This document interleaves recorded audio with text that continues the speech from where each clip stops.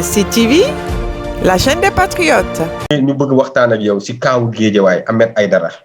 xaw ma ndax suivre nga information bi ñu bëggoon xam gis nga Ahmed Aïdara fal nañ ko en tant que maire Guédiawaye mbirum adjoint au maire ak conseil rek man keroog fa laa nekkoon 9h ba minuit maa ngi woon foofu di assister affaire bi c'était en direct même sur ASID TV mais gis nañ ne mbirum adjoint au maire daal moo booleke affaire Ahmed Aïdara parce que moom gagné na maire bi mais gis nañ ne maire bi ñi nga xamante ne adjoint au maire yi waa Benno Bokk Yaakaar dañ ko bëgg a aaki moom léegi nag acte trois de la décentralisation bi nga xam ne Macky Sall indi na ko est-ce que nekkul moo gën a indi causer problème bi. li gën a parce que il y a eu des négociations dernièrement. avec l'opposition ci nan la ñu war a organiser élection yi. et je suis vraiment déçu.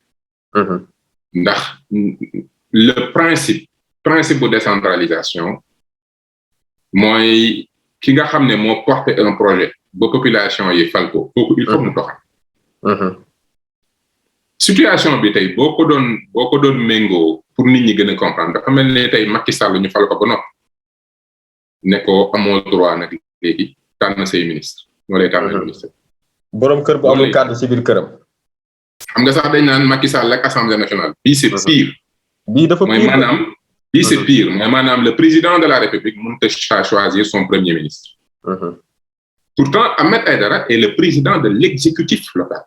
xam nga décentralisation c'est deux organes. Le conseil qui prend des décisions. Et le maire qui exécute ces décisions. yow bu fekkente ne yow le bureau exécutif sur les 14 adjoints tu as 0 ko nga xamante ne ni moom nga àndal mooy yow pour nga ñëw proposer dara le conseil ça va être très difficile. c'est-à-dire que on le bloque en amont. xam nga Ousmane Sonko dañ ko fal mu ñëw proposer dara le conseil. ñëw def benn ordre du jour nga ordre du jour boobu nga xam ne gis ngeen convocation bi gis les 6 points d'ordre du jour. Ordre du jour boobu c'est le président ou c'est le maire Ousmane Sonko avec ses conseillers ñoo toog discuter ne bon suñu première réunion lii la ñuy waxtaan. Ça c'est l'exécutif qui prépare en amont conseil municipal.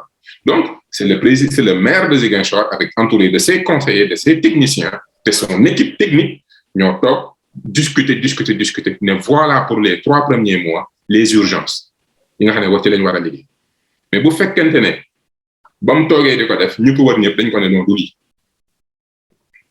convocation bi du bii xam nga publier naa ko sama page Facebook les 2 premiers actes du président Ousmane Sonko c'est la convocation ak les décisions du conseil. La convocation émane de l'exécutif, les décisions du conseil émanent du conseil.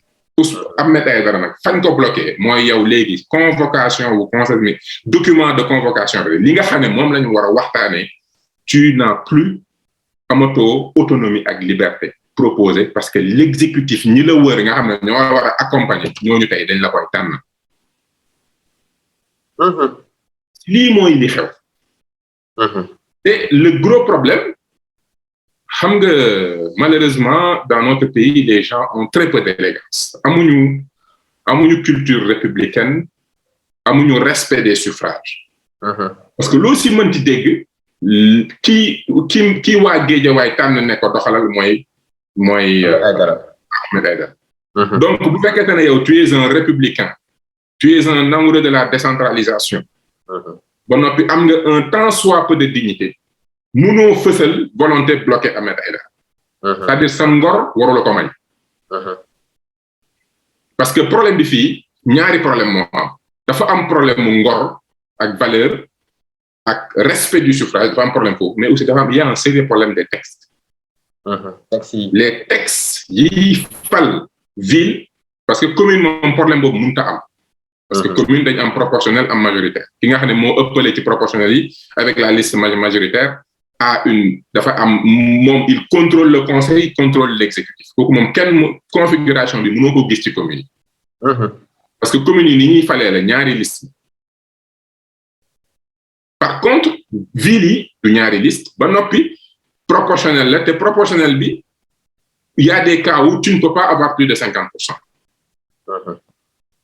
Foofu le problème technique am au niveau des textes. Il y a un problème au niveau des textes problème boobu tey au niveau des textes moo tax nit ñi mën a ñàkk mën a tey jii poser un acte inélégant, un acte antidémocratique, un acte qui s'oppose à la chose la plus importante dans une république, c'est le suffrage des électeurs.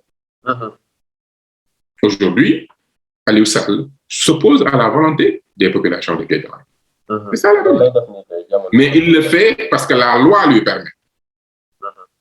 Donc, c'est la loi qui est problématique. Mbir mi du Ahmed Aïdara, à la limite, maintenant, ne sax ne du Aliou Sall. Parce que dans la vie, quand tu planifies, quand tu proposes un dispositif, tu dois calculer ces éléments-là pour que le principe soit respecté. Waruñu créer une condition validée par la loi qui peut permettre, dans un cadre où on dit que les populations élisent un maire au suffrage direct, tu crées les conditions pour que ce maire soit minoritaire dans l'exécutif et soit minoritaire dans l'Assemblée. Ahmed Aïdara, il ne peut ni diriger une réunion, c'est-à-dire il ne peut ni orienter les discussions techniques. Voilà. Mais Moussa Fofana, bu demee nii dem ba ci kanam ak kanam Ahmed Aïdara lu mu indi gaay ne ko du ci dal te moom amul bureau municipal, amul adjoint, amul dara. Est-ce que bu boobaa kon du mujj am délégation spéciale? Parce que damay ragal ne gars yi piège boobu lañ koy bëgg tendre. Mais en tout cas, si aujourd'hui on ne rectifie, on ne lui permet pas de parce que gis naa ne il conteste votre premier adjoint bi parce que apparemment il y a une maire. J'étais là-bas. L'adjoint boobu nga xam ne contesté na ko sax il était maire adjoint de Aliou Sall. C'est ça. moo fa nekkoon Aliou Sall moom la tegaat ne ko kaay nga demaat. Non, man li ma wax sax mooy gis naa ne Ahmed Aïdara conteste l'élection de l'adjoint parce qu'il dit que ne am na une mère et sa fille ñoom ñaar ñëpp ñu voté. Waaw. Si ces irrégularités-là sont vraies, mën nañ fa jaare annuler le vote. Diggante bi gis naa bokk gis-gis ak wàllu ak gëm sa bopp ne ñoom dañuy rappeler leur conseil à la raison. Sénégal malheureusement koo jox suuf ak 5 millions moom. ñi ci bëri loolu lañ leen jox. Voilà danga naan naa ko jël bu ma parti bi dàq nañ ma dàq mais au moins am naa sama kër. C'est ça. Mais léegi est-ce que jarul léegi Ahmed Aïdara mu wàcc bañ a topp xadara bi wàcc négocier gars yi bu dul lool rek li mu liggéeyoon yëpp dina ko yàq. ndax bu amee délégation spéciale tamit dina dina doy waar rek. Non délégation pour man délégation spéciale moo gën. Parce que Ahmed Aïdara a déjà gagné. Il a déjà gagné parce qu'il a battu Aliou Sall. tey jii ak loo ci mënti nekk Aliou Sall moom mënut a nekkati maire Guédiawaye. Ahmed et qui l'a battu, c'est Ahmed Aïdara. Il a déjà gagné sur ce point. Malheureusement, les textes font de sorte que ils vont le bloquer. Et pour le moment, li ngeen gisagum rek mooy on le bloque au niveau du bureau. Mais après, on va le bloquer au niveau du conseil municipal. Pour le moment, c'est le bureau qui doit mettre en œuvre le programme d'Ahmed Aïdara. Mais Ahmed Aïdara a été élu sur la base d'un programme. C'est le bureau qui doit prendre ce programme et le décliner en proposition yóbbu ko ci conseil. Mais ce que le bureau bi dafa bloquer le programme d'Ahmed Aïdara. Trop bloqué. Ba noppi mu dem ba jël conseil ñu bloqué waat ko foofu. Ahmed Aïdara beneen blocage ne dina amaat. C'est ça, beneen blocage mooy am. Pour le moment, fi mu ne nii on lui dit on te refuse ton gouvernement. C'est après on va lui refuser la vote des lois au niveau de l'Assemblée.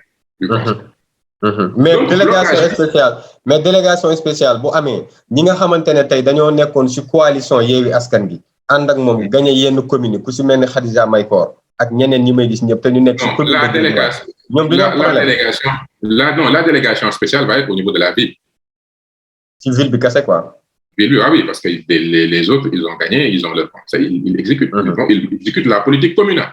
La politique de ville la ñuy wax. Pour man politiquement, il est plus. Je préfère ma gagner du fait de la loi et de la manque de maturité et de respect gouvernement bi mënuma exécuter loolu moo gën que ñu wàññi sama loxo di dérouler politique Macky Sall politique Aliou Sall ci conseil parce que foofu lañ jëm. foofu lañ jëm de. foofu lañ jëm ils vont appliquer la politique de Aliou Sall au niveau du conseil. Ils vont le faire à travers l'exécutif et à travers l'Assemblée parce que ñoo am majorité. Et ça c'est pas normal. C'est une erreur monumentale que l'opposition n'aurait jamais dû laisser passer lors des négociations.